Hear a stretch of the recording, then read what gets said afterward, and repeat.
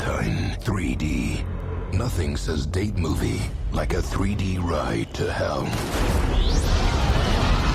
Town, and one of the things when you think of coal and your steel mill, of course you think of Pittsburgh, and now you've tarnished that for life with this movie. Yeah, I know. Yeah, you're welcome, all those guys, those the volunteers that came on and helped us. I got to start off before we talk about Blade Valentine. My sister Lori and I are supernatural freaks. I mean, every week, did you see Supernatural?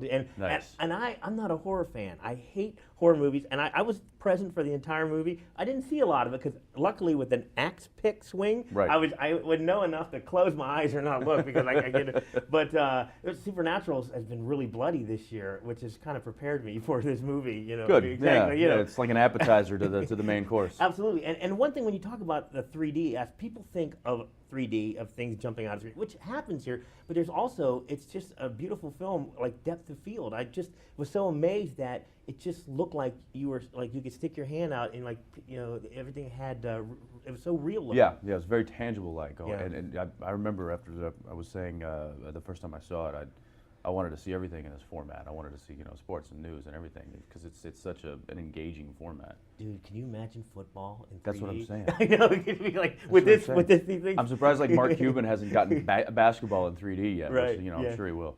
But yeah, sports in this would just be, it'd be crazy. No, with the element of a horror movie, one of the things you have is everyone's a suspect. Yeah. Your character could be the bad guy, could not be the bad guy. Do you play that as an actor? Do you always give that edge, like, it could be me, it could not be me? Well, I think that was a big plot of the show, or a big plot of the film was the fact that there had to be several suspects. There had to be, the audience had to be constantly kind of changing.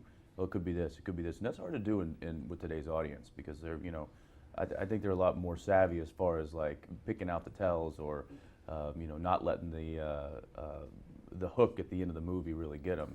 They look for that kind of thing these days. So to really kind of be able to throw curveballs in films these days, it's getting increasingly tougher.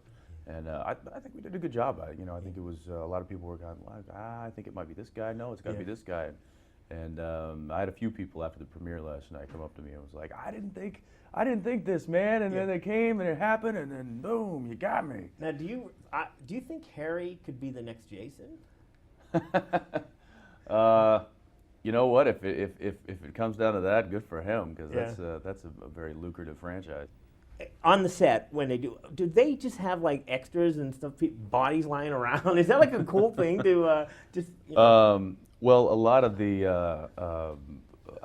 that kind of gory stuff was just simply prosthetic, limbs and pieces and chest cavities and I think I said if corn syrup ever had a smell, I definitely know what it is now. Yeah. And that's kind of indicative of these kind of thriller slasher horror movies.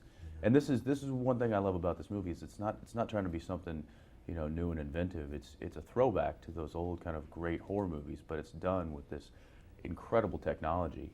And so I think people who are expecting to go and it be like a Saw or some kind of really psychedelic type of horror movie. It's not. This is your good old fashioned thrasher movie, but it's set with this amazing high definition 3D, and it's like a ride. It's like a roller coaster ride. Pleasure to meet you. Hey, thank you. Can't very wait much. for Supernatural to come back. Yeah.